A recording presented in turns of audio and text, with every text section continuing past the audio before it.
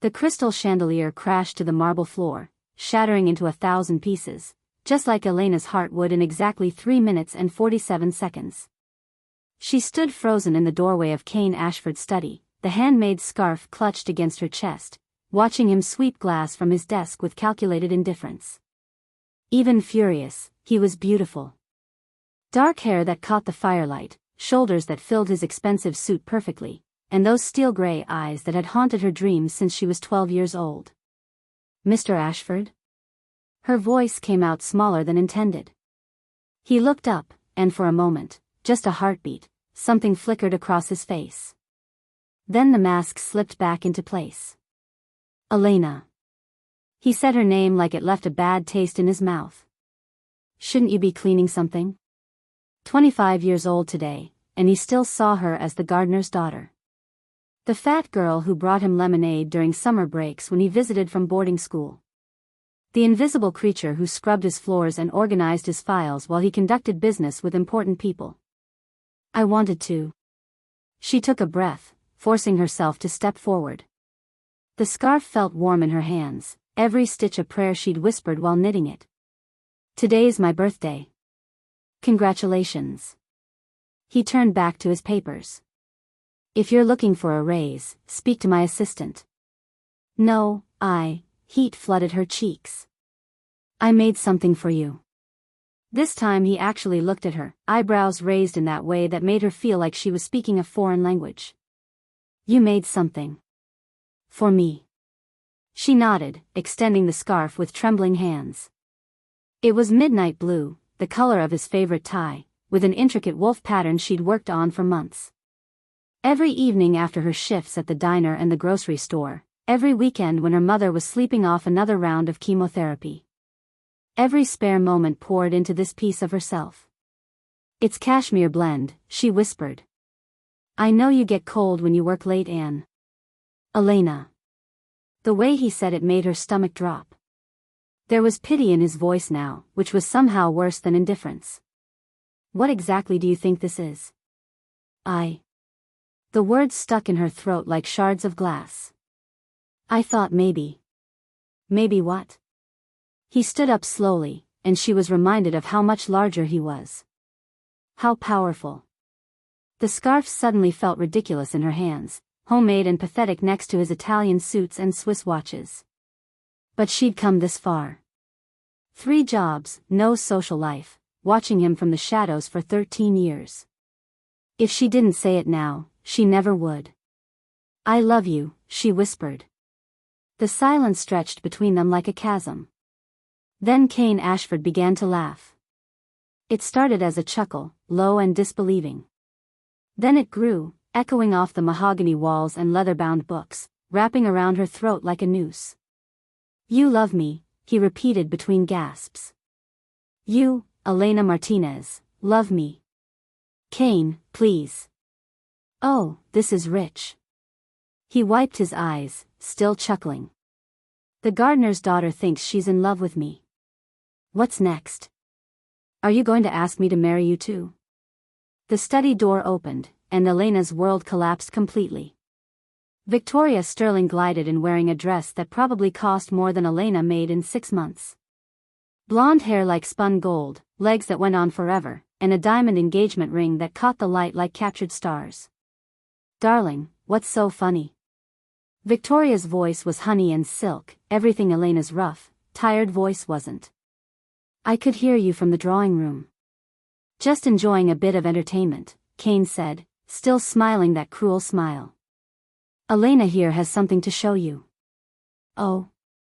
Victoria's gaze flicked to Elena, taking in her cheap dress, her worn shoes, her mother's old coat. How sweet. Elena wanted to run. Should have run. But Cain held out his hand expectantly. "Come on, Elena. Show Victoria your gift." Her hands shook as she held out the scarf. It looked so small now, so amateur next to Victoria's designer everything. But maybe if they could see the love she'd knitted into every stitch. Cain took it from her hands and held it up to the light. For a moment, Elena thought she saw something like regret flash across his face. Then he shrugged. A scarf, he announced. Hand knitted. For me. How? Victoria paused, clearly searching for a word that wasn't insulting. How thoughtful. Isn't it? Cain's smile was razor-sharp now. From a pathetic fat girl who thinks she's living in some kind of fairy tale where the prince falls for the servant.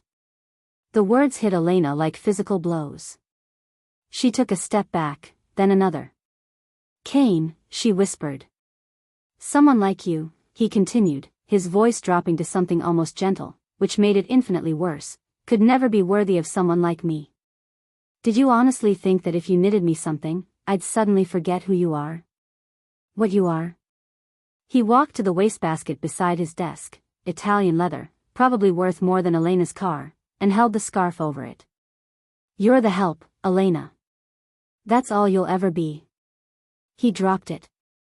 The scarf fell into the trash with barely a whisper, landing on top of crumpled papers and an empty champagne bottle. All those months of work, all that hope, discarded like garbage. Now, Cain said, straightening his tie, unless you're here to discuss your cleaning schedule, I believe you have work to do. Elena couldn't breathe. Couldn't think. Could only stare at the splash of blue wool disappearing beneath papers and refuse while her heart shattered in her chest. Oh, darling, Victoria cooed, sliding up to Cain and resting her manicured hand on his arm. You're so cruel. Though I suppose someone needs to teach the girl her place. Elena turned and ran. She ran through the marble halls where she'd mopped floors for 5 years. Past the grand staircase she'd polished every week. Through the kitchen where she'd prepared countless meals for Cain's business dinners, always hoping he might notice her, might smile, might see her as something more than the invisible girl who kept his world clean. She ran until her lungs burned and her cheap shoes rubbed blisters on her feet. Ran until she reached the old gardens where her father had worked before the cancer took him. Where she'd first seen Cain Ashford and felt her heart skip like a stone across water. The moon was full overhead, casting everything in silver light. Elena collapsed beside her father's favorite rose bush and finally let herself cry. Great, ugly sobs that tore from her chest like wounded animals. She cried for the scarf in the trash. For 13 years of hopeless love. For her sick mother who needed medicine they couldn't afford. For the life she'd never have, the love she'd never know, the worth she'd never possess in Cain Ashford's eyes. But as her tears fell onto the earth where her father was buried, something strange began to happen. The roses around her seemed to glow brighter. The air grew warm despite the October chill. And deep in her chest, something that had been sleeping for 25 years began to stir. Something ancient. Something powerful. Something that would change everything. Elena wiped her eyes and looked up at the moon, and for just a moment, she could have sworn it looked back. Chapter 2. The phone was ringing when Elena finally stumbled through the front door of the tiny apartment she shared with her mother. Her hands still shook from whatever had happened in the garden, the warmth, the strange glow, the feeling that something fundamental had shifted inside her chest like tectonic plates realigning. She grabbed the phone on the 4th ring, expecting Mrs. Chen from downstairs complaining about noise again. Elena? The voice was unfamiliar, professional. This is Dr. Martinez from St. Mary's Hospital. I'm afraid I need you to come in immediately. It's about your mother. The world tilted sideways. What happened? Elena's voice came out as a whisper. She was stable when I left this morning. The treatments were working. Miss Martinez, please. Just come as quickly as you can. The line went dead. Elena stared at the phone in her hand, her mind refusing to process what she'd just heard. Her mother had been weak lately, yes, but stable. The chemotherapy was brutal, but the doctors had been hopeful. Just yesterday, Maria Martinez had smiled when Elena brought her soup, had asked about her birthday plans. Her birthday. The scarf. Cain's laughter. It felt like a lifetime ago. Elena grabbed her keys with numb fingers and ran back into the night. The hospital smelled like disinfectant and despair. Elena's cheap shoes squeaked against the linoleum as she hurried down corridors that seemed to stretch on forever. Room 314. The number burned in her mind like a brand. Dr. Martinez, no relation, just a cruel coincidence, was waiting outside the door. His face told her everything before he even spoke. "I'm sorry, Elena. We did everything we could." The words washed over her like static. She pushed past him into the room where her mother lay still and small beneath white sheets. Machines that had been humming with life just hours ago now stood silent, their screens dark. "Mama?" Elena's voice cracked as she approached the bed. "Mama, I'm here." Maria Martinez's eyes fluttered open. Somehow, impossibly, she was still there. Still fighting. "Mi hija," she whispered, her voice paper-thin. "You came." Elena grabbed her mother's hand, so cold, so fragile, and squeezed. "Don't talk, Mama. Save your strength. The doctors are going to." "No." Maria's grip tightened with surprising strength. "Listen to me. There isn't time." "Mama." "The attic," Maria whispered urgently. "In your abuela's old trunk. Find the silver locket. It holds the truth." Elena leaned closer, her heart hammering. "What truth?" "Mama, you're scaring me."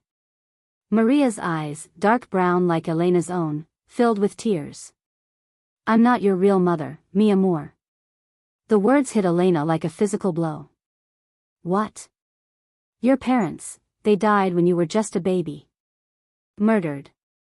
I promised to keep you safe, to love you as my own." Maria's breathing grew more labored.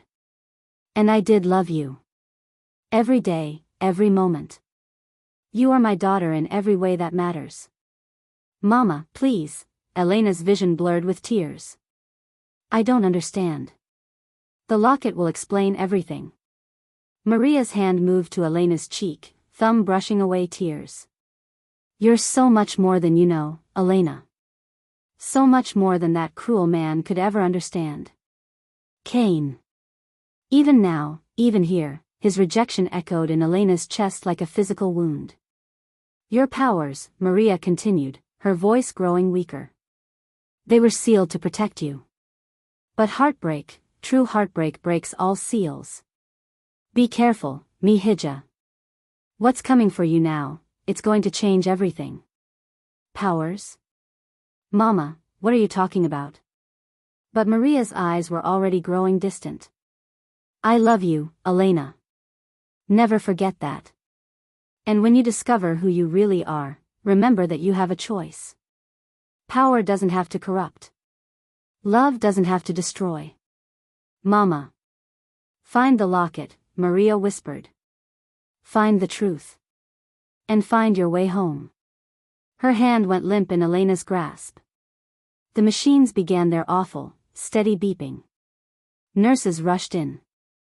Someone tried to pull Elena away from the bed, but she held on, screaming for her mother to come back, to explain, to not leave her alone in a world that suddenly made no sense at all. But Maria Martinez was gone, taking all her secrets with her. Elena returned to their apartment in a daze. The funeral director had been kind but efficient. Papers to sign. Arrangements to make. Costs that would drain what little savings they had. Through it all, Elena moved like a sleepwalker, her mother's words echoing in her head. Find the silver locket. Find the truth.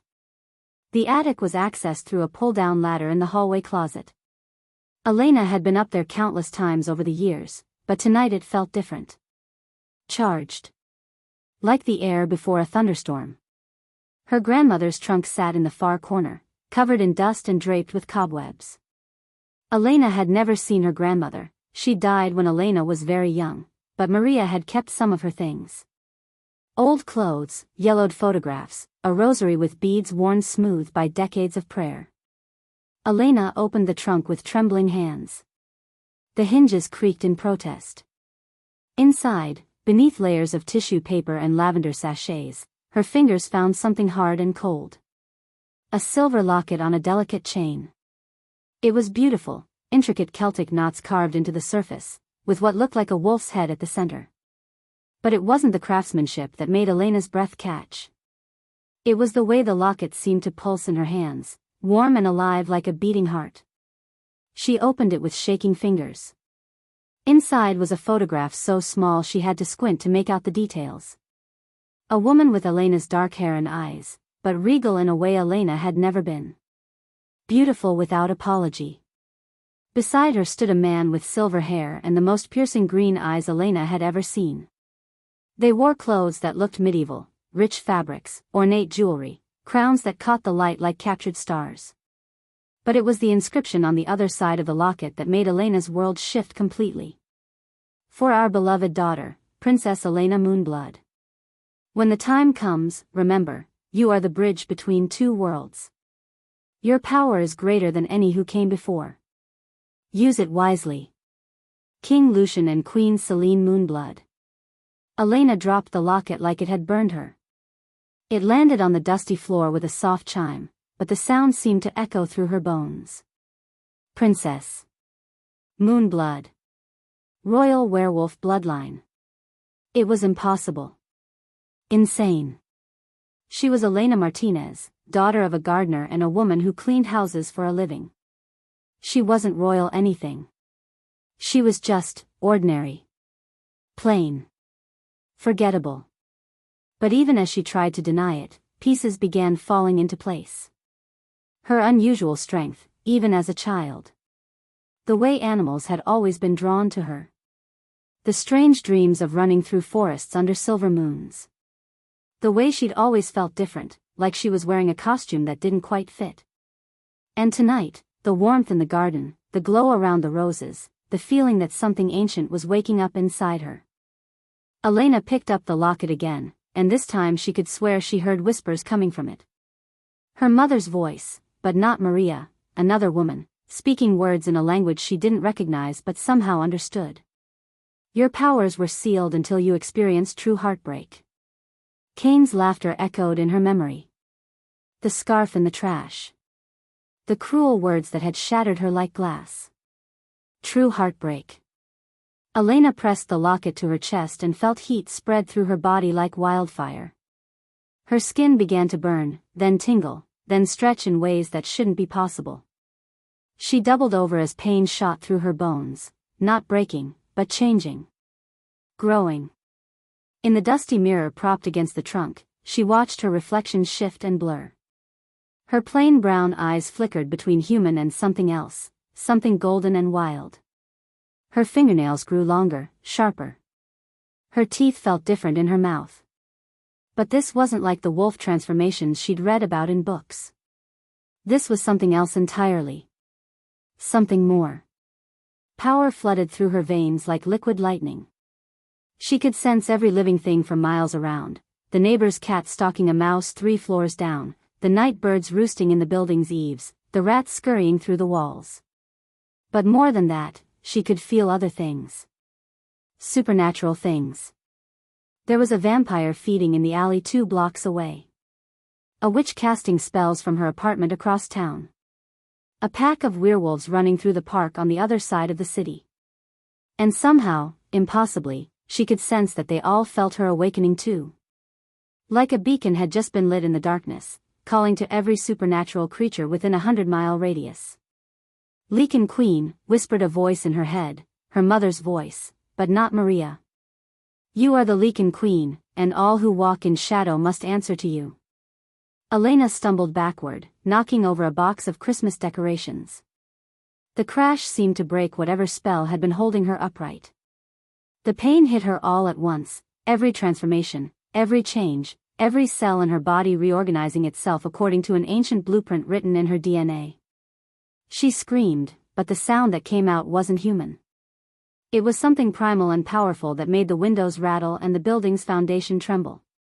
Then everything went black. When Elena regained consciousness, she was no longer in the attic. She lay on soft grass under an open sky, the silver locket still clutched in her fist. But this wasn't the apartment building's courtyard. The trees around her were ancient oaks that stretched towards stars she didn't recognize. The air smelled of pine and wildflowers and something else, magic, raw and untamed. "She's awake," said a voice to her left. Elena turned her head and found herself looking at three figures seated around what appeared to be a small campfire. Two men and a woman, all impossibly beautiful in the way that immediately marked them as not entirely human. Their eyes reflected the firelight like mirrors, and when they smiled, she caught glimpses of fangs. "Who are you?" Elena tried to sit up and immediately regretted it. Every muscle in her body felt like she'd been hit by a truck. "Easy, Your Majesty," said the woman, rising gracefully to approach. She had silver hair that seemed to move with its own wind and violet eyes that held centuries of wisdom. "You've been through quite an ordeal." "Your Majesty." Elena's voice came out as a croak. "Princess Elena Moonblood," said one of the men, tall, dark-skinned, with the kind of presence that commanded attention. "Daughter of the true werewolf king. The Lycan queen we've been waiting for." Elena stared at them, the locket burning against her palm. "You knew my parents?" "We served them," the silver-haired woman said softly. "Before they were murdered by those who feared what you would become. We've been searching for you for 25 years. And now you've awakened," added the third figure, younger looking than the others, with golden hair and eyes like molten amber. "Just in time, it seems. The supernatural world is in chaos. The old treaties are breaking down. We need a leader." "We need you," the woman said, extending her hand to Elena.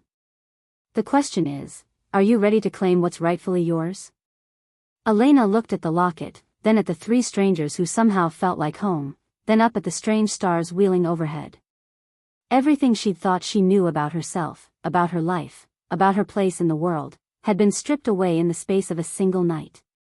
But as she felt the power thrumming through her veins, wild and dangerous and completely, terrifyingly hers, Elena realized that maybe she'd never really known herself at all. Maybe it was time to find out who Princess Elena Moonblood really was. Chapter 3. Elena woke to silk sheets and morning light filtering through stained glass windows that painted rainbow patterns across marble floors. For a moment, she thought she was dreaming. The last thing she remembered was the three supernatural beings in the forest, their violet and amber eyes reflecting firelight as they spoke of queens and destiny. "Good morning, Your Majesty." Elena sat up quickly, her heart racing. The silver-haired woman from the forest stood beside the bed, but now Elena could see her clearly in daylight. She was stunning in an otherworldly way, ageless features, skin like porcelain, and those impossible violet eyes that seemed to hold the secrets of eternity. "Where am I?" Elena's voice came out stronger than she expected, though her body still ached from the transformation. "Blackthorn Manor," the woman replied, moving with inhuman grace to pull back heavy velvet curtains. "Lord Marcus's estate." "You're safe here, Princess." "Elena," she corrected automatically.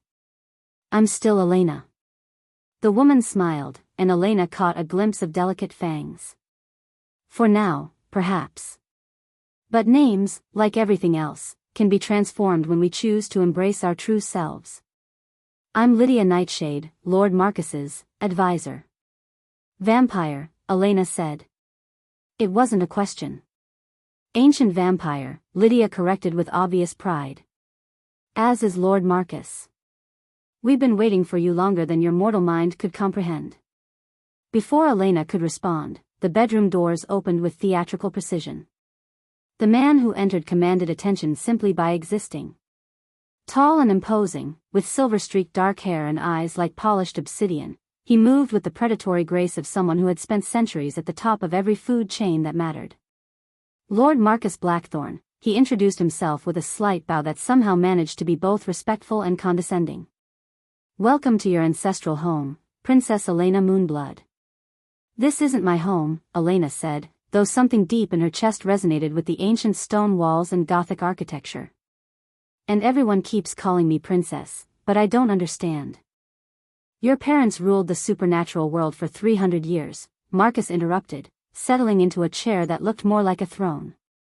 "Werewolves, vampires, witches, fae, all answered to the Moonblood dynasty. When they were murdered, the supernatural world fractured. Treaties broke. Old grudges resurfaced. We've been fighting amongst ourselves ever since. 25 years of chaos, Lydia added, her violet eyes sad. 25 years of waiting for their heir to come of age and claim her birthright. Elena stared at them both. You're talking about me like I'm some kind of savior. But I'm nobody. I'm just the most powerful supernatural being ever born, Marcus said quietly. Your mother was the last pure-blood Lycan queen. Your father was the only werewolf king to ever successfully unite the packs. Together, they created something unprecedented, a child with the ability to command all supernatural creatures. The locket around Elena's neck grew warm against her skin. She touched it through the silk nightgown someone had dressed her in, remembering her mother's words. Her real mother, not Maria. You are the bridge between two worlds. Why now? Elena asked. Why are my powers awakening now? Marcus and Lydia exchanged a look that spoke of centuries of shared understanding. True heartbreak, Lydia said gently. It was the key your mother built into the spell that sealed your powers. She knew that only someone who had experienced genuine, devastating loss could wield the kind of power you possess without being corrupted by it. Elena's chest tightened.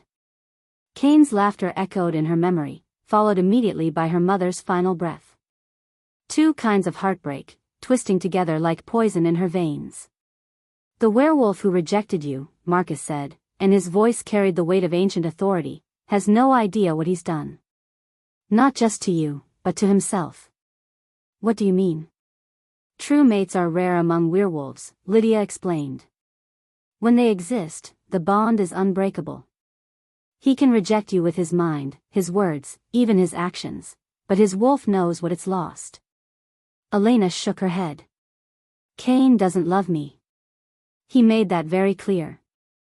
Love and mating bonds are different things entirely, Marcus said with the patience of someone who had explained this concept many times over the centuries.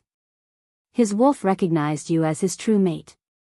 By rejecting you so cruelly, he's damaged not just your heart, but his own supernatural nature. His wolf will begin to reject everything, his human mate, his business dealings, his very ability to function as an alpha.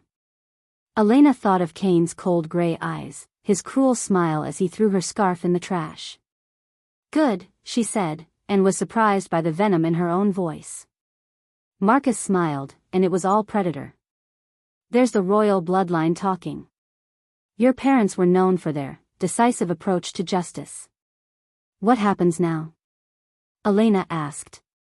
Now, Lydia said, moving to an enormous wardrobe Elena hadn't noticed before, you become who you were always meant to be. The world is going to know that the lost Lycan princess has returned. But Elena Martinez, the frightened girl who scrubbed floors and accepted rejection, she needs to disappear forever. I don't understand. Marcus leaned forward, his dark eyes intense. You're going to transform, princess. Not just physically, though that's part of it. Everything about you is going to change. Your appearance, your presence, your power, all of it awakening to match the royal bloodline that flows in your veins. The process has already begun, Lydia added, opening the wardrobe to reveal gowns that looked like they belonged in fairy tales. Haven't you noticed? Elena looked down at her hands. Her skin was clearer than it had ever been, almost luminous in the morning light. Her fingernails, always bitten and ragged from work, were now perfect ovals.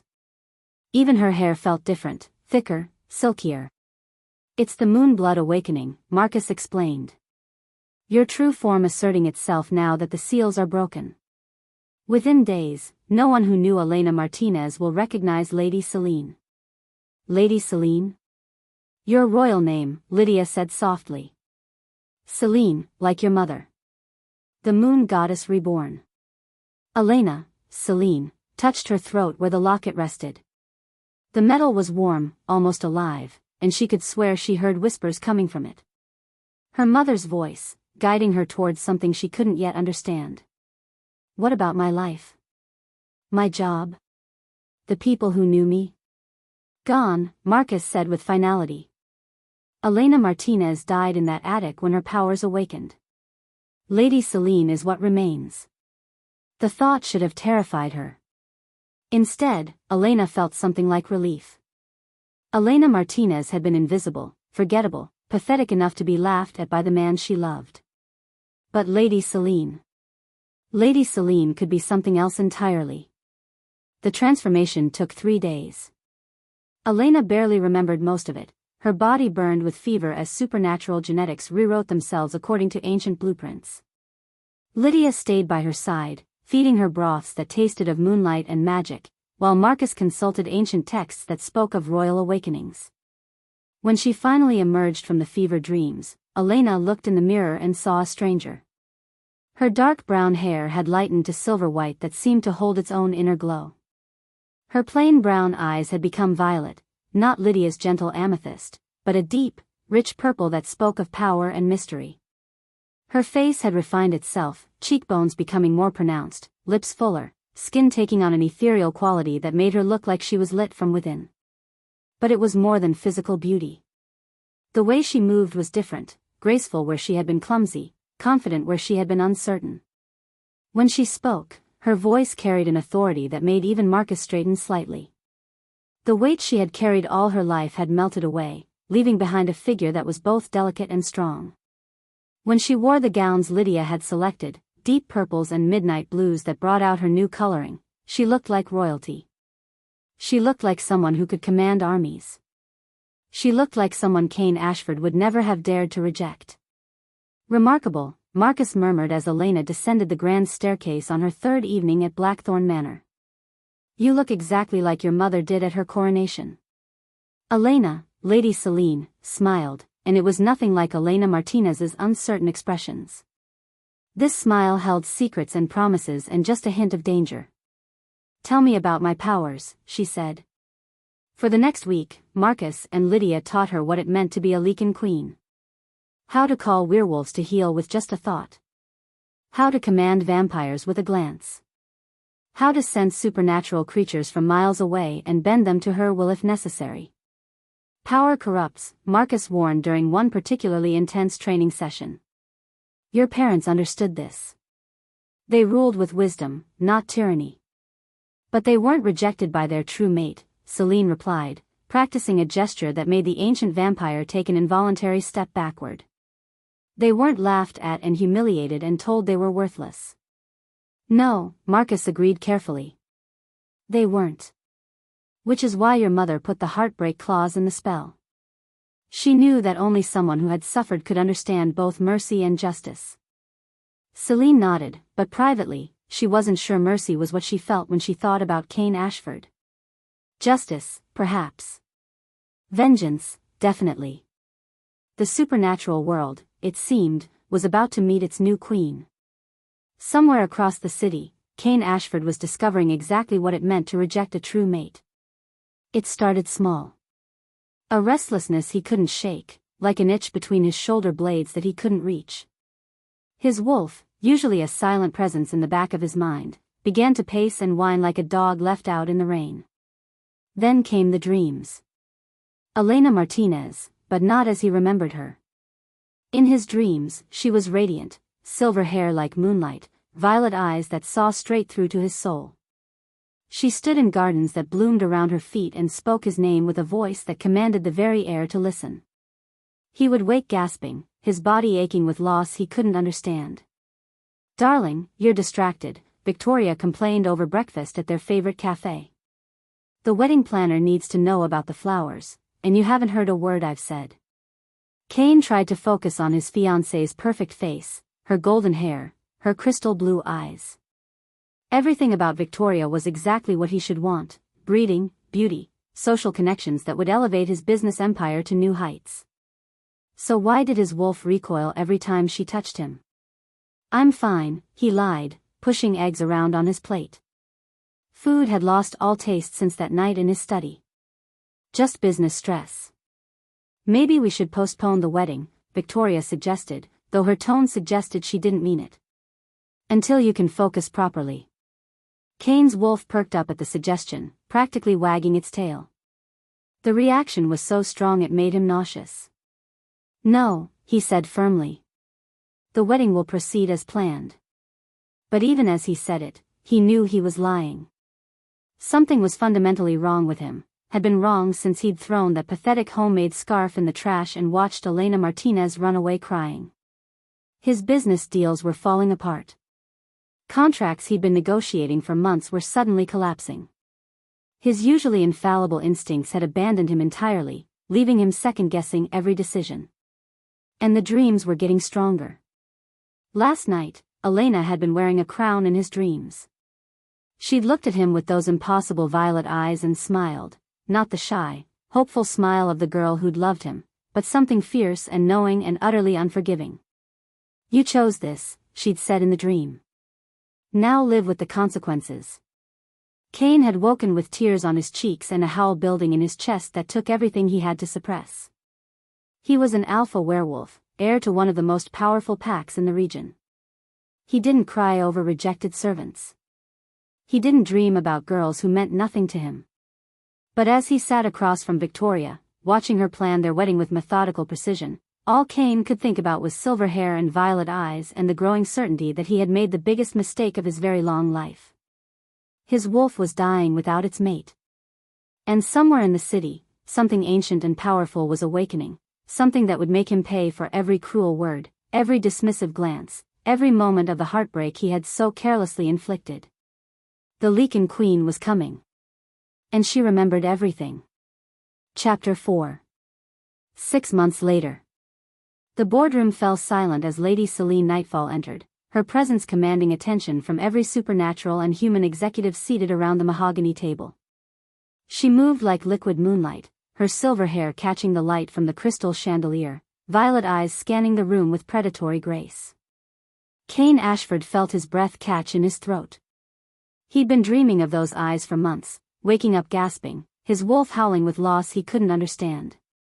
But seeing them in person, in broad daylight, surrounded by the cold reality of corporate warfare, was something else entirely. She was the most beautiful woman he had ever seen.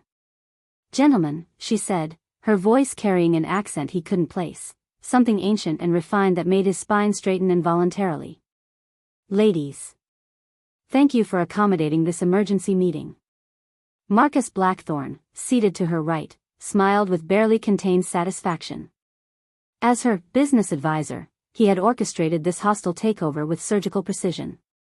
6 months of careful maneuvering, strategic investments, and supernatural influence had led to this moment.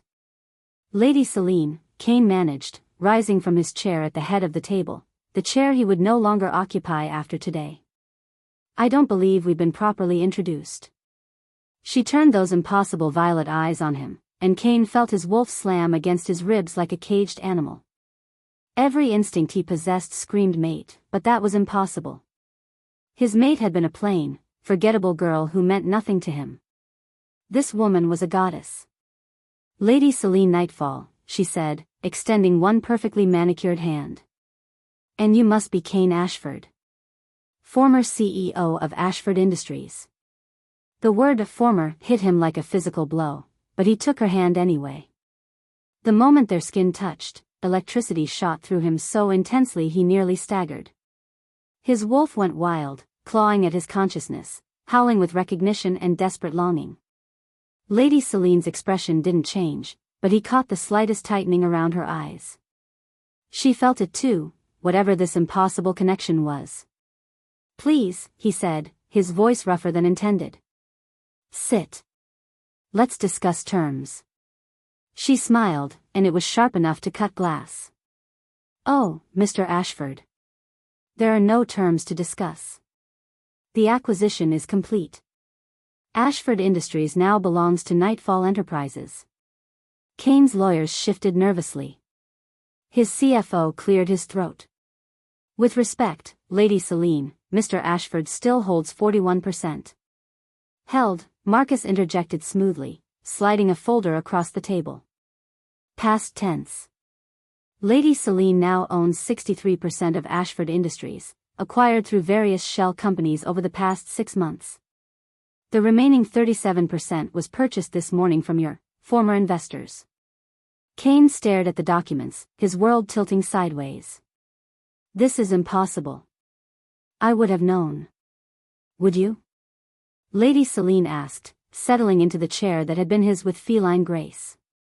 You've been rather distracted lately. Business instincts failing. Deals falling through. Your wolf refusing to cooperate with your human ambitions. The last part hit too close to home. Cain's hands clenched into fists under the table. How could you possibly know? I make it my business to know everything about the companies I acquire, she said coolly. Including the supernatural dynamics that affect their leadership. Cain's mind reeled. She knew he was a werewolf. Which meant she was. What are you? He asked quietly. Her smile was all predator now. I'm someone who believes in teaching lessons to those who need them most. The takeover was swift and merciless. Within hours, Cain found himself escorted from his own building by security guards who had worked for him for years. His corporate credit cards were frozen. His company car was repossessed. Even his personal assets, properties, investments, accounts, began disappearing as lawyers discovered legal claims and outstanding debts that had materialized overnight. By evening, Cain Ashford, once the most powerful alpha in the region, was effectively bankrupt. He stood outside the Ashford Industries building, now bearing a sleek Nightfall Enterprises sign, watching employees he'd known for decades walk past without making eye contact. Some looked guilty. Others seemed almost relieved. How does it feel?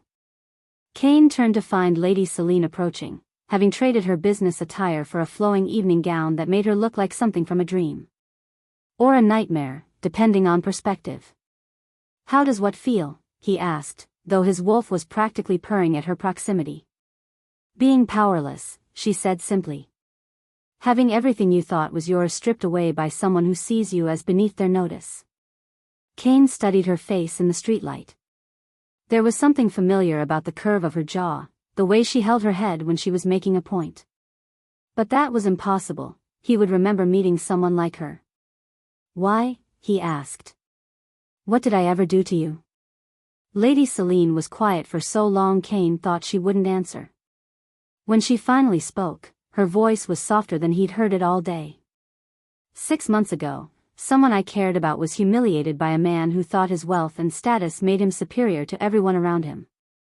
She loved him, truly, desperately loved him, and he laughed at her. Called her pathetic. Threw her gift in the trash like it meant nothing. Cain's blood ran cold. Elena. Elena Martinez, Lady Celine confirmed. The gardener's daughter. The girl you destroyed on her 25th birthday. You knew her? Cain's voice was barely a whisper. I knew her. Lady Celine's violet eyes glittered with unshed tears that made Cain's chest ache in ways he didn't understand. She died that night, you know. Not physically, but everything that made her Elena, everything soft and hopeful and kind, you killed it all with your cruelty. Cain felt sick. He'd been dreaming about Elena for months, dreams that left him aching with loss and longing. Dreams where she had silver hair and violet eyes and looked at him like he was worth saving. Dreams where she looked exactly like Lady Celine. Where is she now? He asked desperately. I need to. I have to apologize. I have to make this right. Lady Celine laughed, but there was no humor in it. Make it right? You destroyed an innocent girl's heart because you thought she was beneath you. You threw away something precious because it didn't fit your image of what you deserved. I was wrong, Cain said, and the admission felt like it was being torn from his chest. I was so wrong. I don't know why my wolf has been going crazy ever since that night. I can't eat, can't sleep, can't focus on anything. It's like I'm dying inside. Because you are, Lady Celine said matter-of-factly. You rejected your true mate, Cain. Your wolf is rejecting everything else in response. Your human life, your fiancé, your business success, none of it matters to the animal inside you. It knows what it lost. Cain stared at her. Elena she was my mate? Lady Celine corrected. True mates don't stop being mates just because one of them is too blind and cruel to see it. Then where is she? Cain grabbed Lady Celine's arms, desperate. Please, I'll do anything. I'll grovel, I'll beg, I'll spend the rest of my life making it up to her. Just tell me where she is. Lady Celine looked down at his hands on her arms, then back up at his face. For a moment, something flickered in her expression, something vulnerable and achingly familiar. She's closer than you think, she said softly. But the girl you rejected doesn't exist anymore. The Elena Martinez who loved you, who would have forgiven anything, she's gone. What remains, what was forged in the fire of that heartbreak, she's something else entirely. I don't care, Cain said fiercely. I don't care what she's become. I love her. I've loved her since that night, maybe before. I just couldn't see it through my own arrogance. Lady Celine's eyes filled with tears, and Cain was struck again by how familiar she looked when she was sad. Love, she whispered. Such an easy word to say when you've lost everything else. It's not about what I've lost, Cain insisted. It's about what I threw away. Please, Lady Celine. Please help me find her. She pulled away from his grip, and Cain immediately missed her warmth. I'll consider it, she said finally. But first, you need to understand what you put her through. Every humiliation, every moment of pain, every tear she shed because of your cruelty, you're going to experience all of it. I already am, Cain said desperately. Every night, I dream about her. Every day, I remember what I did. It's killing me. Good, Lady Celine said, but her voice cracked slightly. Maybe when you've suffered enough, when you truly understand what your pride cost both of you, maybe then Elena will decide if you're worth forgiving. She turned to walk away, but Cain called after her. Lady Celine. Will you tell her something for me? When you see her? She stopped but didn't turn around. What? Tell her I'm sorry. Tell her I know I don't deserve forgiveness, but I'll spend the rest of my life trying to earn it. Tell her. Cain's voice broke. Tell her I dream about her every night, and in my dreams, she's the most beautiful woman in the world. Lady Celine's shoulders shook slightly. When she finally spoke, her voice was barely audible. I'll tell her, she whispered. Then she was gone, disappearing into the shadows like moonlight fading at dawn. Cain stood alone on the sidewalk outside his former empire, his wolf howling with loss and longing for a mate he had destroyed through his own arrogance. He didn't know that Lady Celine had stopped just around the corner, pressing her back against the brick wall with tears streaming down her perfect face. She didn't know that in her penthouse suite at the Blackthorn Hotel, she would spend the night staring at her reflection, seeing Elena Martinez's heartbroken eyes looking back from Lady Celine's beautiful face. She didn't know that Marcus would find her there at dawn, curled up on the bathroom floor, clutching the silver locket and sobbing. He loves her, she whispered when Marcus lifted her gently. He loves Elena, and Elena is gone. I killed her to become this. How can I love someone who only wants the girl I had to die to survive? Marcus held her while she cried, this ancient vampire who had lived through centuries of tragedy and triumph. He understood better than most what it meant to be caught between love and vengeance, between justice and mercy. The girl isn't gone, he said softly, stroking her silver hair. She's just transformed. Like a caterpillar becoming a butterfly. Elena and Celine aren't separate people, they're different aspects of the same soul. He threw her away, Celine whispered. He called her pathetic. Yes, Marcus agreed. And now he's learning what that cost him. The question is, what are you going to do about it? Celine closed her violet eyes and felt Elena's heart beating in her chest, wounded but not dead, loving but not trusting, powerful but not yet sure if that power should be used for creation or destruction. Outside, dawn was breaking over the city. A new day was beginning. And the Leakin Queen still had lessons to teach. Chapter 5. The Grand Ashford Hotel ballroom glittered with crystal and candlelight, transformed for the annual Children's Cancer Research Charity Gala. It was the same ballroom where Cain had proposed to Victoria 6 months ago, surrounded by the city's elite and supernatural hierarchy. Tonight, it would witness something far more devastating than a broken engagement. Lady Selene stood at the edge of the crowd, a vision in midnight blue silk that seemed to absorb light rather than reflect it. Her silver hair was swept into an elegant chignon, violet eyes scanning the room with predatory awareness. Every supernatural being in attendance could feel her power humming beneath her composed exterior. Vampires bowed their heads slightly when she passed, werewolves backed away with instinctive submission. She was magnificent. She was terrifying. She was breaking apart inside. "You don't have to do this," Marcus murmured beside her, resplendent in his formal tuxedo. "We could leave. Let him suffer in ignorance." "No," Selene said softly, her gaze fixed on Cain across the room. He stood alone near the auction tables, no longer the confident alpha who had commanded this space 6 months ago. His formal wear hung slightly loose on his frame. He'd lost weight, his wolf's rejection of everything affecting even his physical form. "He needs to know the truth."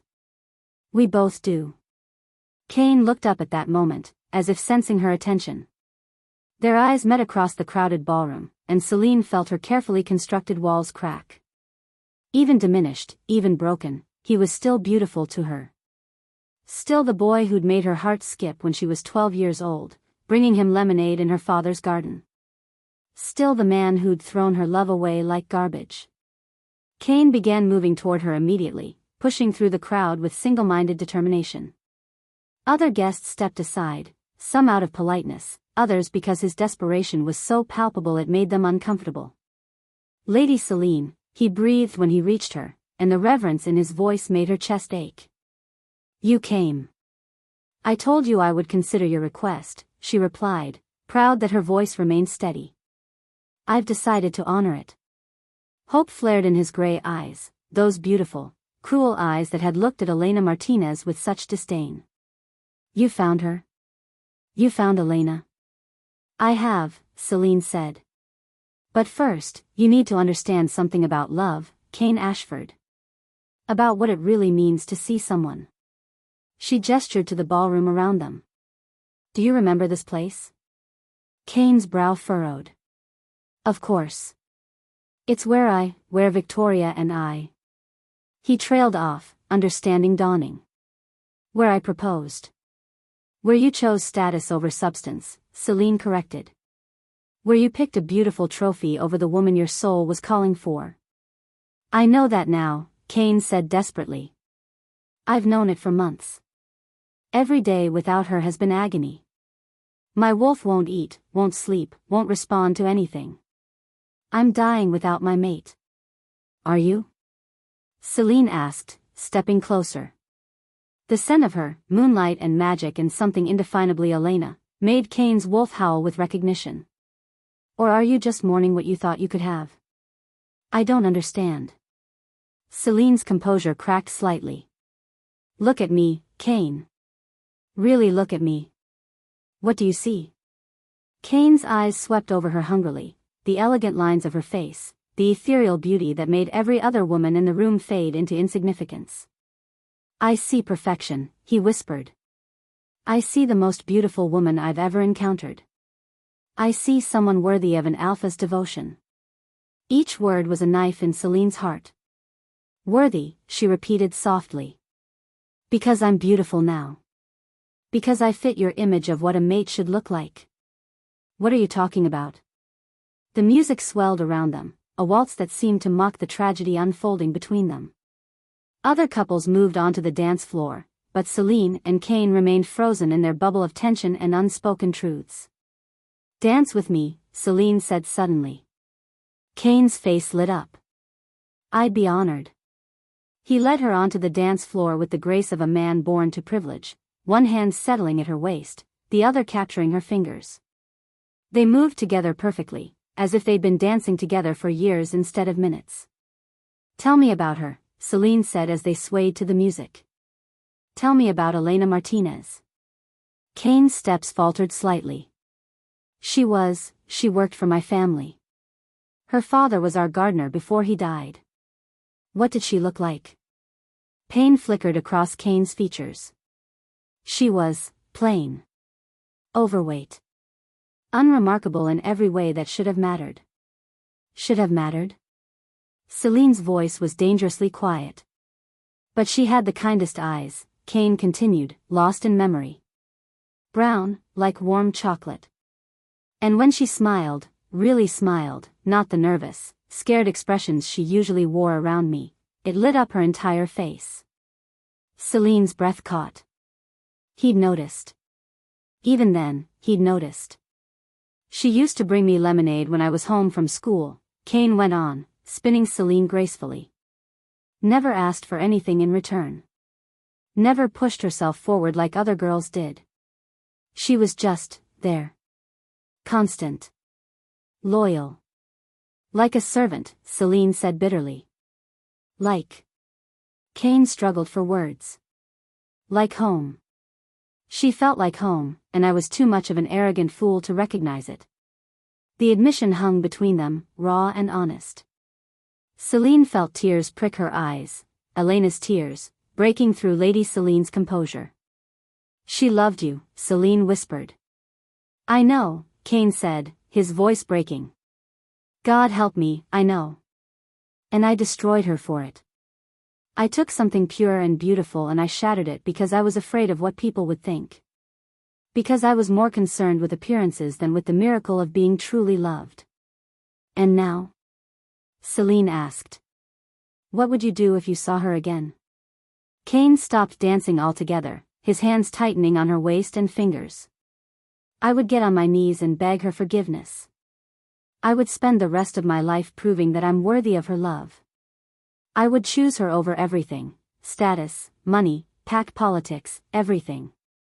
Even if she wasn't beautiful? Celine pressed. Even if she was still the overweight, plain girl you rejected? Especially then, Cain said fiercely. Because that girl loved me when I had nothing to offer her but cruelty. She saw something in me worth loving when I couldn't even see it myself. Celine's control shattered. The disguise magic that had transformed her into Lady Celine wavered like heat shimmer. For a moment, just a heartbeat, her silver hair darkened to familiar brown, her violet eyes melted back to warm chocolate, her ethereal features softened into the rounder, plainer face Cain remembered. Elena Martinez looked back at him through Lady Celine's eyes. Cain went rigid, his face cycling through shock, disbelief, and something that looked horrifyingly like disgust. No, he breathed, taking a step back. No, that's impossible. The magic snapped back into place, but it was too late. Celine saw everything she needed to see in that moment of horrified recognition. The way his eyes had widened with revulsion. The way he'd recoiled from her touch. The way his perfect fantasy had crumbled the instant he glimpsed the truth underneath. You see, she said, her voice carrying across the suddenly quiet ballroom with supernatural power. You see the truth now, don't you, Cain? Every conversation in the room stopped. Every supernatural being present felt the Leakin Queen's rage building like a storm on the horizon. Elena? Cain whispered, his face white with shock. The fat, ugly girl you threw away, Celine snarled, her composure disintegrating completely. The pathetic servant who wasn't worthy of your precious attention. Did you honestly think I would stay that broken creature forever? You're alive, Cain breathed, reaching for her. You're here, you're beautiful. Celine laughed, and the sound made the crystal chandeliers tremble. Is that what you were going to say? That I'm beautiful now, so suddenly I'm acceptable? Suddenly worthy of the great Cain Ashford's love? No, that's not.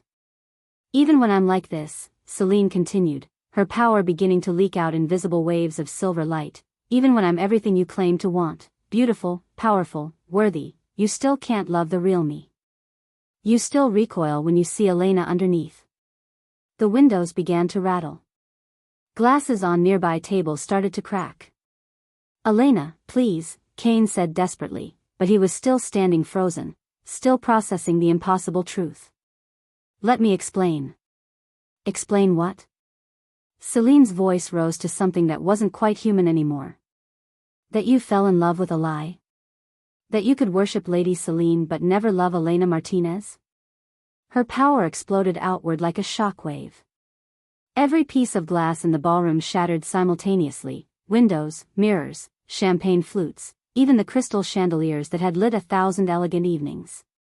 Guests screamed and dove for cover as supernatural energy rolled through the room like a tsunami. The massive supporting columns began to crack. Chunks of marble fell from the ceiling. The very foundations of the building groaned under the weight of a Lycan queen's broken heart. "You want to know the truth?" Celine screamed over the chaos, her form beginning to shift between Elena and Celine, between human and something far more powerful. "I never stopped loving you. Even after everything you did to me, even when I should have hated you, I couldn't stop loving the boy who made my heart sing when I was 12 years old." Cain tried to move toward her, but the force of her power held him back like a physical wall. "But you can't love me back," Celine continued, tears streaming down her face as her magic tore the ballroom apart around them. "Not all of me. Not Elena and Celine together. You want the fantasy, not the reality. You want the goddess, not the girl who bled her heart out knitting you a scarf." "That's not true," Cain shouted over the destruction. "I love you. All of you. Liar." The word came out as a roar that shook the entire building. "I saw your face when the glamour slipped. I saw the disgust, the horror, the rejection. You can't even stand to look at who I really am." She was fully transforming now, power radiating from her invisible waves of silver and violet light. Her eyes blazed with otherworldly fire, her hair whipped around her face like she stood in the center of a hurricane. "I am Elena Martinez, daughter of a gardener, and I am Lady Celine Nightfall, Lycan queen of the supernatural world," she declared, her voice carrying the authority of centuries. "I am both, and I am neither, and I am everything you threw away when you chose pride over love." The building shuddered, on the verge of complete collapse. "And you?" Celine looked at Cain with eyes that held all the love and fury of a woman scorned twice by the same man. "You get to live with the knowledge that you had everything you ever wanted, and you destroyed it. Twice." She began to fade, her form becoming translucent as she prepared to teleport away. "Elena, wait." Cain lunged forward, finally breaking free of her power through sheer desperation. "Please, I can explain. What you saw, it wasn't disgust, it was shock." I was trying to understand. But she was already gone, vanishing like moonlight at dawn, leaving only the scent of magic and roses and the echo of a heart breaking for the second time. Cain fell to his knees among the shattered glass and broken marble, surrounded by the wreckage of the ballroom and his own shattered hopes. Around him, guests fled in terror while supernatural beings bowed their heads in acknowledgement of their queen's pain.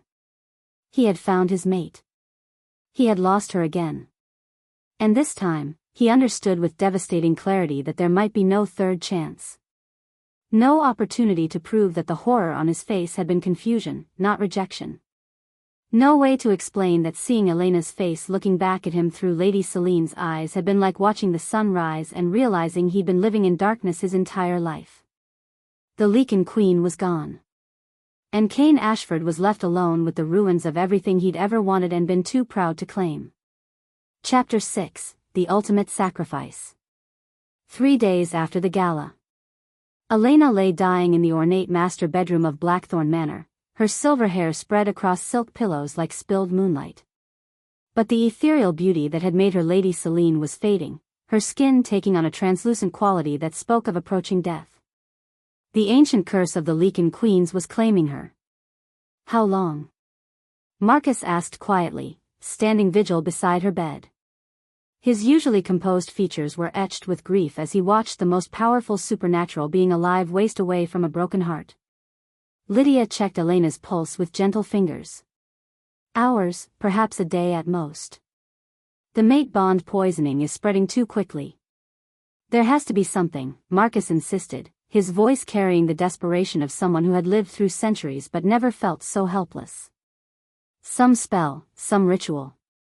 "You know there isn't," Lydia said softly. "The curse is older than both of us combined. When a Lycan queen's destined mate rejects her twice, the mate bond turns toxic. It's killing her from the inside out." Elena stirred, her violet eyes fluttering open. Even in her weakened state, power still hummed beneath her skin, but it was wild now, uncontrolled, eating away at her life force like acid. Marcus? Her voice was barely a whisper. I'm here, Your Majesty. He took her hand carefully, trying not to flinch at how cold her skin had become. Is he? Elena's breath came in short gasps. Is Cain still trying to see me? Marcus exchanged a look with Lydia. For 3 days, Cain had been camped outside their estate, begging the security team to let him speak to Elena. When that failed, he tried everything from bribing servants to scaling the estate walls himself. Each attempt had been more desperate than the last. Yes, Marcus said gently. He hasn't left the gates. He's not eating, not sleeping. Just waiting. Elena closed her eyes, a single tear sliding down her pale cheek. He pities me now. Feels guilty for killing his mate twice. Elena. I saw his face, Marcus. Her voice cracked with the effort of speaking. When my disguise slipped, when he saw Elena underneath Lady Selene, the horror, the disgust. He couldn't hide it. Perhaps, Lydia suggested carefully, you saw what you expected to see. What your pain made you believe was there. Elena's laugh was bitter and broken. I've loved him for 13 years. I know every expression he's ever worn. I know the difference between shock and revulsion. Outside, they could hear Cain's voice carrying across the estate grounds, hoarse from 3 days of shouting, raw with grief and desperation. Elena. Please. Let me explain. Let me tell you the truth. Elena flinched at the sound. Make him stop, she whispered. I can't. I can't bear to hear him say my name like that. Like he cares. Marcus squeezed her hand. What if he does care? What if you're wrong about what you saw? It doesn't matter anymore, Elena said, her eyes drifting closed again. The damage is done. The mate bond is poisoned. Even if he truly loved me, which he doesn't, it's too late. Your Majesty, Lydia said urgently, if there's even a chance. No. Elena's voice carried the faintest echo of her royal authority. I won't be his pity project. I won't let him sacrifice himself for guilt. Let me die as Elena Martinez, the girl who loved him when he was worth loving. Outside the Blackthorn estate. Cain knelt in the mud beside the estate's iron gates, his expensive suit ruined by 3 days of exposure to the elements. His normally perfect hair hung in his eyes, his face was stubbled and gaunt from grief and starvation. He looked like a man who had lost everything that mattered. Sir, one of his few remaining loyal employees approached cautiously. The press conference is ready. The media is waiting. Cain looked up with red-rimmed eyes. All of them? Every news outlet in the region? Yes, sir. And, the supernatural networks too. Lady Selene's display at the gala has the entire supernatural world watching. Cain nodded, pulling himself to his feet on shaking legs. If Elena wouldn't see him, wouldn't let him explain, then he would tell the world the truth. Every ugly, honest detail of his failures and his love. Maybe, if he was lucky, she would be watching. The press conference was held in the ruins of the Grand Ashford Hotel ballroom, the same space where Elena had nearly brought down the building with her broken heart. Cain had insisted on the location, despite his advisor's protests. He stood behind a makeshift podium, facing a sea of cameras and reporters. Behind them, supernatural beings from across the region had gathered, werewolves, vampires, witches, and fae, all drawn by rumors that their new queen was dying. Cain gripped the podium with white knuckles and began to speak. My name is Cain Ashford, he said, his voice carrying clearly through the damaged ballroom. 3 days ago, in this very room, I lost the most important person in my life for the second time. I'm here to tell you about Elena Martinez. Murmurs rippled through the crowd. This wasn't what they'd expected. Elena was the daughter of my family's gardener, Cain continued, his voice growing stronger with each word. She was kind, loyal, hardworking, everything I should have valued but was too blind to see. 6 months ago, on her 25th birthday, she told me she loved me. And I destroyed her for it. The cameras captured every flicker of pain across his features. I called her pathetic. I laughed at her feelings. I threw her handmade gift in the trash like it was worthless. Cain's voice broke. But it wasn't worthless. It was precious. She was precious. And I was too much of an arrogant fool to understand what I was destroying. A reporter started to speak, but Cain held up his hand. Elena Martinez died that night, not physically, but spiritually. What rose from the ashes of her broken heart was Lady Selene Nightfall, the Lycan Queen. The most powerful supernatural being alive. Cain's eyes found the camera that would broadcast his words across the region. Elena, if you're watching this, I know you now. I know who you really are. The gathered crowd was dead silent now. You are Elena Martinez, who brought me lemonade when I was lonely and homesick. You are the girl who worked 3 jobs to support her sick mother. You are the woman who loved me when I was unworthy of love. Tears streamed down Cain's face openly now. And you are Lady Selene Nightfall, the queen who could rule the world but chooses mercy over vengeance. Cain stepped out from behind the podium, his voice carrying across the ruined ballroom with supernatural power, an alpha's command, but soft with love. You think I was disgusted when I saw your true face? Elena, I was shocked by my own blindness. I was horrified that I had been too stupid to see that the goddess I fell in love with and the girl I destroyed were the same person. The face I saw was the face I should have been kissing for the past 6 months. The woman I should have been cherishing since I was 18 years old. The supernatural beings in the crowd began to whisper among themselves. Several werewolves had tears in their eyes. I don't love Lady Selene despite her being Elena Martinez, Cain said fiercely. I love her because she's Elena Martinez. The power, the beauty, the royal bloodline, none of that matters. What matters is the heart that still beats with kindness despite everything I did to break it. Cain fell to his knees in the wreckage of the ballroom, surrounded by broken glass and shattered marble. Elena Martinez, he said, his voice carrying with supernatural resonance. I love you. Not your power, not your beauty, not your royal blood, you. The girl who saw something worth loving in a cruel boy. The woman who survived heartbreak and emerged stronger. The queen who could destroy me with a thought but chose to show me the truth instead. Sobs echoed through the crowd, human and supernatural alike moved by the raw honesty of his confession. I know I don't deserve forgiveness, Cain continued.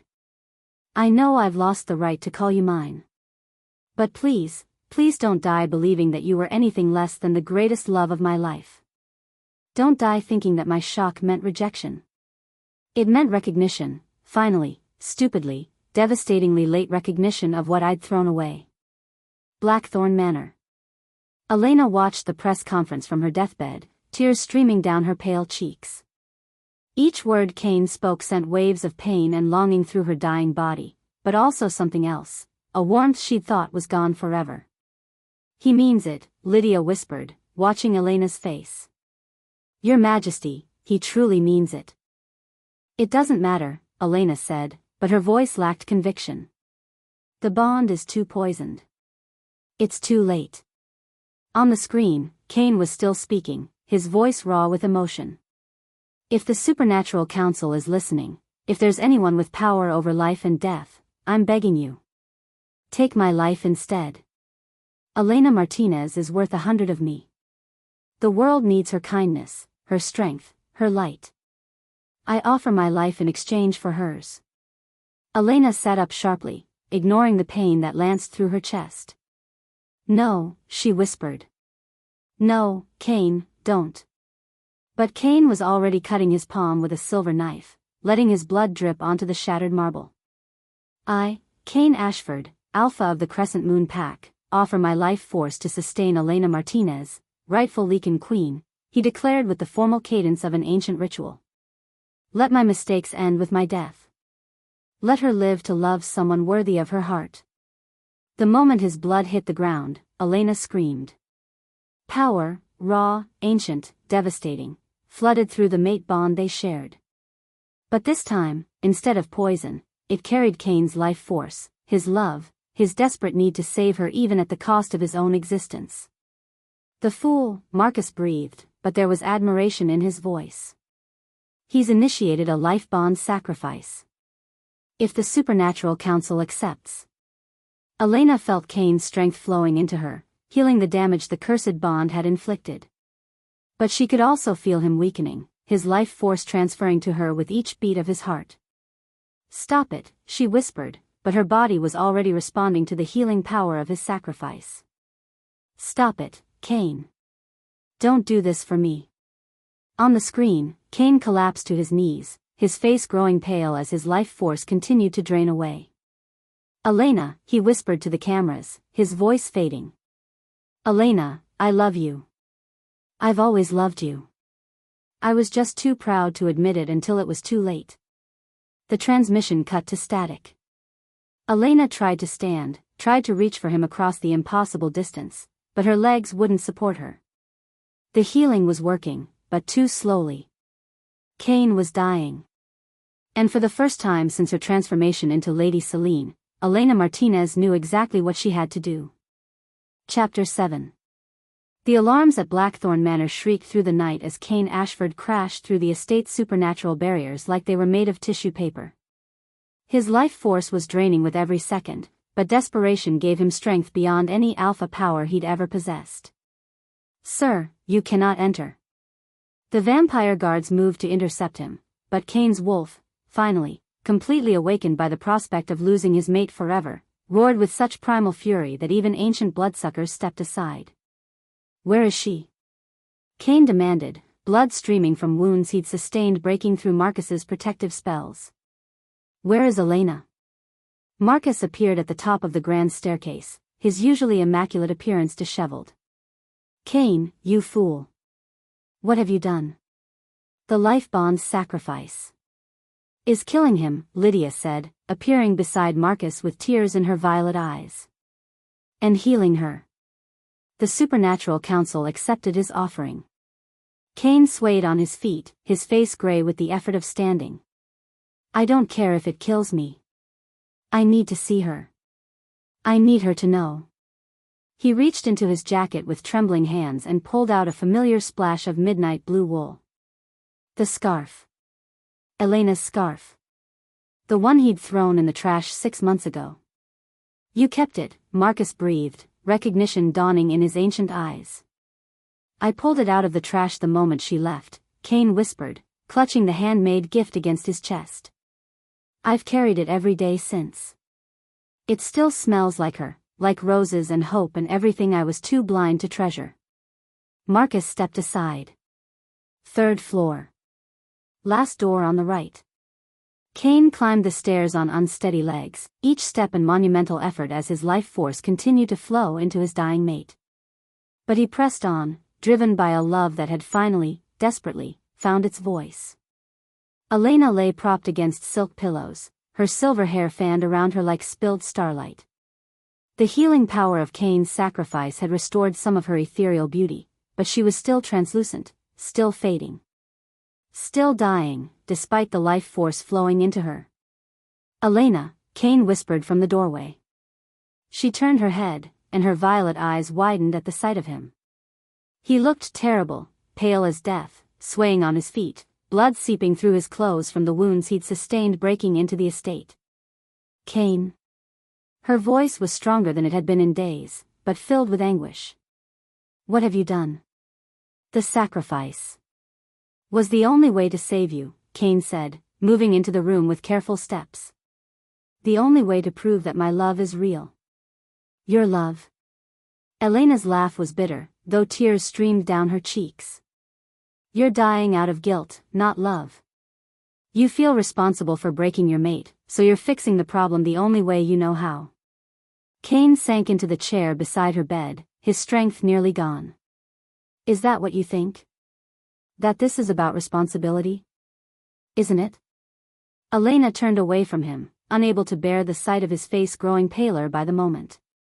"You never loved Elena Martinez. You fell in love with Lady Selene, the beautiful, powerful fantasy. When you saw the truth underneath, you were horrified. Elena, look at me. Cain's voice carried the faintest echo of alpha command, but it was soft with love, not authority. Please. Look at me. Reluctantly, Elena turned back to face him. Cain held up the midnight blue scarf, and Elena's breath caught in her throat. I was blind, Cain said, his voice breaking with emotion. But not in the way you think. I was blind to my own heart, not to yours. Elena stared at the scarf, every stitch a prayer she'd whispered while making it, every pattern a dream she'd woven into the wool. You threw it away. I pulled it out of the trash 5 minutes after you left, Cain confessed. I've carried it with me every single day since. In board meetings, on business trips, even when I was with Victoria. It's been in my jacket pocket through everything. Elena's eyes filled with fresh tears. Why? Cain's hands shook as he ran his fingers over the intricate wolf pattern she'd knitted with such care. Because even then, even when I was too proud and scared to admit it, some part of me knew what you were offering. Some part of me understood that this wasn't just a scarf, it was your heart. Then why? Elena whispered. Why did you hurt me so cruelly? Cain closed his eyes, his face etched with pain that had nothing to do with his draining life force. Because I was 18 years old and terrified of what loving you would mean. Because you represented everything I thought I couldn't afford to want, simplicity, honesty, real love instead of strategic alliance. He opened his eyes and looked directly into hers, holding nothing back. Because I knew that if I let myself love you, really love you, I would never be able to love anyone else. And I wasn't ready for that kind of commitment, that kind of vulnerability. So I hurt you first, before you could hurt me. Elena felt her heart crack open all over again, but this time with understanding instead of pain. I've been in love with you since I was 15 years old, Elena Martinez, Cain continued, his voice growing weaker with each word. Not Lady Selene. You. The girl who brought me lemonade and asked for nothing in return. The woman who worked 3 jobs and still found time to knit me something beautiful. The person who saw good in me when I couldn't see it in myself. He pressed the scarf to his lips, breathing in the faint scent of roses that still clung to the wool. When your disguise slipped at the gala, when I saw Elena's face looking back at me through Lady Selene's eyes, I wasn't horrified by who you were. I was horrified by my own stupidity. I was devastated that I had been worshipping the woman I destroyed, loving the goddess I had been too blind to recognize as the girl I should have treasured all along. Elena sobbed, reaching for him with trembling hands. Cain. The shock on my face wasn't rejection, Cain whispered, leaning into her touch. It was recognition. It was the moment I realized that my dreams were real, that the woman I'd fallen in love with and the girl I'd lost were the same person. It was the moment I understood that I had been given a miracle, a second chance with my true mate, and I had destroyed it through my own blindness. Elena pulled him closer, and Cain collapsed against her, his head resting on her chest as his life force continued to drain away. I love you, Elena Martinez, he breathed against her heart. I love your kindness, your strength, your capacity for forgiveness even when it's undeserved. I love the way you see beauty in broken things and find hope in impossible situations. I love that you're brave enough to love someone who hurt you. I love everything you are, everything you've been, everything you're becoming. Elena felt something fundamental shift inside her chest. The poison mate bond, which had been killing her slowly for days, suddenly blazed with pure golden light. Cain's tears fell onto the scarf he still clutched against his chest, tears of genuine remorse, of love finally acknowledged, of a heart finally brave enough to tell the truth. And those tears, soaked into wool that had been knitted with 13 years of devoted love, began to glow. The ancient curse that had been killing Elena shattered like glass. Power flooded through her, not the wild, destructive force that had nearly brought down the ballroom, but something warm and healing and infinitely gentle. The mate bond, purified by Cain's sacrifice and honest love, blazed between them like a bridge of starlight. Elena rose from the bed, no longer dying but more alive than she had ever been. Her silver hair flowed around her like liquid moonlight, her violet eyes blazed with power and love and forgiveness. She was Lady Selene and Elena Martinez both, the girl and the goddess united at last. Cain, she whispered, her voice carrying the authority of a queen and the tenderness of a woman in love. Cain looked up at her with wonder, his face still pale but no longer draining of life. The mate bond, healed and whole, was sustaining them both now. "You're not dying," he breathed. "Neither are you," Elena smiled, helping him to his feet. "The curse is broken. The bond is healed. We're both exactly where we're supposed to be." Cain stared at her in awe. "How?" "True love," Elena said simply. "Not the fantasy kind, not the easy kind. The hard-won kind that survives rejection and heartbreak and comes out stronger on the other side." She took the scarf from his hands and wrapped it around both their shoulders, pulling him close. "I forgive you, Cain Ashford," she whispered against his lips. "I forgive you for being human, for being scared, for taking so long to find your courage. I forgive you because love isn't about being perfect, it's about being real." Cain kissed her then, pouring 13 years of unspoken love into the connection between their souls. When they broke apart, both were crying, tears of joy, of relief, of love finally, completely acknowledged. "Will you marry me, Elena Martinez?" Cain asked, falling to one knee despite his weakness. "Not because you're a queen, not because you're beautiful, but because you're the other half of my soul?" Elena laughed through her tears, the sound like silver bells and wind chimes and every beautiful thing Cain had ever heard. "Yes," she said. "But on one condition." "Anything." Elena's eyes sparkled with mischief and love and infinite possibility. "We do this together. No more pride, no more fear, no more hiding from what we feel. We rule the supernatural world as partners, the Lycan Queen and her Alpha King." Cain rose and swept her into his arms, spinning her around the room as power and love and healing light blazed around them both. "Together," he agreed. "Always together." Outside, the supernatural world felt the shift as their new rulers finally claimed their destiny. Werewolves howled with joy. Vampires bowed their heads in respect. Witches cast spells of celebration. The lost princess had found her king. The broken heart had been made whole. And in a world where power often corrupted and love often failed, Elena Martinez and Cain Ashford would rule with wisdom earned through pain, compassion learned through loss, and love that had conquered death itself. True love, as it turned out, really could heal anything. Even the deepest wounds. Even the cruelest rejections. Even death itself. The end. Thanks for listening to this story. Like, share and subscribe for more.